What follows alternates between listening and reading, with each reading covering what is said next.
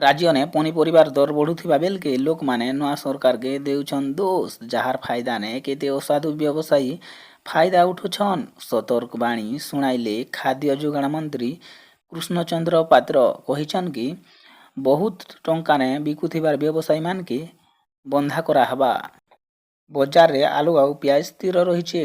नासिक आंध्रा पश्चिमबंगरू प्याज आसुथिबार बेलके ओडिशा रे टिके अधिक अच्छे बोली कृष्णचंद्र पात्र कहिछन। एबे सबु गोदाम सर्च चलीछे किणा बिल मध्य देखबा के मिलुछे। व्यवसाय लाभ रखबार लागि अधिक बिकले कार्यानुष्ठान नियाजिबा बोली करी मंत्री कहिछन।